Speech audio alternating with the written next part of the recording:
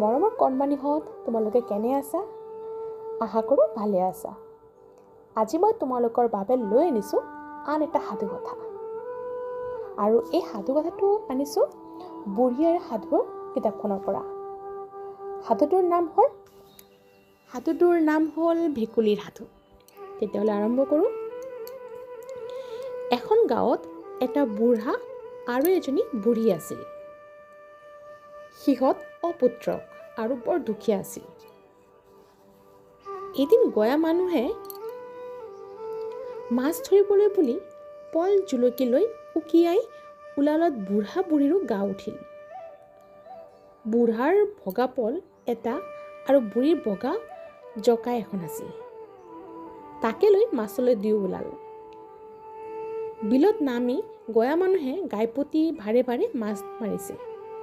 কিন্তু বুঢ়া বুঢ়ীয়ে চবিয়াই চন্দা এটাও ধৰিব নোৱাৰিলে।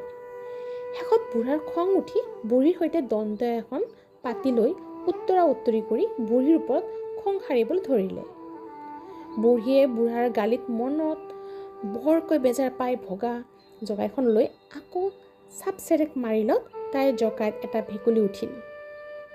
বুঢ়ীৰ জকাইত ভেকুলীটো উঠা দেখি বুঢ়াই খঙতে চিটিকি পৰি ভেকুলীটোকো সেকা দিওঁগৈ বুলি ঘৰলৈ আহিল। ঘৰ পাই বুঢ়াই ভেকুলীটো চোতালত পেলাই কাঠখৰি এডাল আনি তাৰ মূৰত মাৰি দিব খোজোতে ভেকুলীটোৱে বুঢ়াক মাত লগালে, ককা, মোক নামাৰিবা। মই তোমালোকৰ ঘৰত বহতীয়া হৈ থাকি যি কৰিবলৈ কোৱা তাকে কৰিম। বুঢ়াই উত্তৰ দিলে, বাৰু তই মোৰ ঘৰত বহতীয়া হৈ থাকি মোক সোণৰ সোলেং এটা দিবি দেখিছোঁ। মোৰ পথাৰত কিজানি তই হাল কোৰো বাই দিবি হ'বলা। ভেকুলীয়ে ক'লে, দিম হাল কোৰ বাই ককা। তুমি মোক ৰাখি চোৱাচোন। ভেকুলীৰ কথা শুনি বুঢ়াই ভাবিলে, চোৱাই যাওকচোন ইনো কি কৰে। ই দেখোন বৰ গণ্ডক মাৰিছে। ইয়াকে ভাবি বুঢ়াই ভেকুলীটো নামাৰি ৰাখিলে। পিছদিনা পুৱাই বুঢ়াই ভেকুলীক ক'লে, যাচোন গৰুহাল লৈ পথাৰলৈ, তইনো কি হাল বাৱ চাওঁ। বুঢ়াৰ কথা শুনি ভেকুলীয়ে গৰু আৰু নাঙল লৈ বুঢ়াৰ পথাৰত হাল বাবলৈ গ'ল। সেইদিনা ভেকুলীয়ে খুব হাল বালে আৰু হাল বাই অতাই পথাৰত আলি দিবলৈ লাগিল। এনেকৈ এক ৰজাই চহৰ ফুৰিবলৈ আহি মানুহে দুনুহে ভেকুলীয়ে হাল বাই আলি দিয়া মাটিডৰাৰ ওপৰেদি গচকি আলিটো ভাঙি তহিলং কৰি গ'ল। তাকে দেখি ভেকুলীয়ে ৰজাক নথৈ গালি পাৰিবলৈ ধৰিলে। ৰজাৰ গালি শুনি চাৰিওফালে চাইহে চাই কোনে গালি পাৰিছে। গৰুহালৰ বাহিৰে আন কাকো হাত তাত নেদেখোঁ। বাৰী প্ৰতি গালি পৰা শুনি ৰজাৰ অসহনীয় হ'লত তেওঁ খং কৰি গৰুহালকে লৈ গুচি গ'ল। ভেকুলীয়ে এই কাণ্ড দেখি লাহেকৈ বোকাৰ তলৰ পৰা ওলাই উঠি বুঢ়াৰ ঘৰলৈ উভতি আহি বুঢ়া বুঢ়ীক সকলো ভাঙি ক'লত বুঢ়া বুঢ়ীয়ে বেজাৰ কৰিবলৈ ধৰিলে। ভেকুলীয়ে বুঢ়ীক ক'লে, আই বেজাৰ নকৰিব। আপুনি মোক এদোণমান মাহ গোট কৰাই দিয়ক, মই গৰুহাল আনিবলৈ যাওঁ। বুঢ়ীয়ে সুধিলে, তই গোট কৰাই কি কৰিবি? ভেকুলীয়ে ক'লে, মই যি কৰোঁ কৰিম, আপুনি মাথো দিয়কচোন, একো চিন্তা নকৰিব।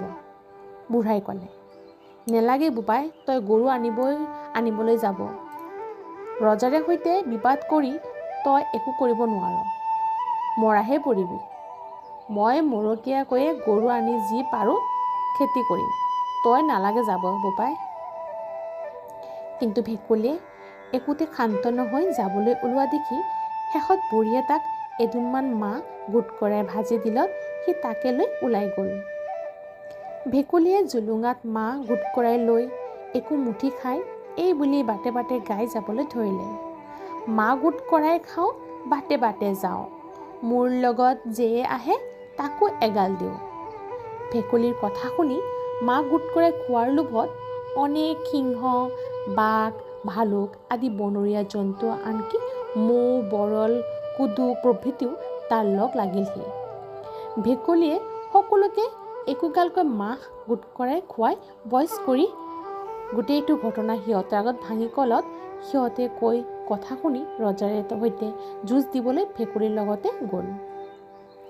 ভেকুলীয়ে এটাইবোৰ জন্তুৰে সৈতে মাটিৰ ধূলি উৰাই গুমুৰি ৰজাৰ পদূলি পাই ৰজালৈ কৈ পঠিয়ালে যে ৰজাই মোৰ গৰু উভতাই দিবনে, মোৰে সৈতে যুঁজি দিব। ৰজাই যুঁজহে দিব বুলি কোৱাত ৰজাৰ সৈন্যৰে সৈতে ভেকুলীৰ সৈন্যৰ ঘোৰ ৰণ লাগিল। ৰণত ৰজাৰ অলেখ সৈন্য আৰু দুটা ল'ৰা মৰিলত। ৰজা নিৰুপায় হৈ গৰুহাল লৈ ভেকুলীৰ ভৰিত দীঘল দি পৰিলহি। ৰজাৰ ডিঙিৰ কাপোৰ মেৰাই ভেকুলীক কাকতি কৰি ক'লে, যদি ভেকুলীয়ে মোক এইবাৰলৈ ক্ষমা কৰে তেন্তে মই ভেকুলীক মোৰ অৰ্ধৰাজ্য আৰু মোৰ জীক দিম।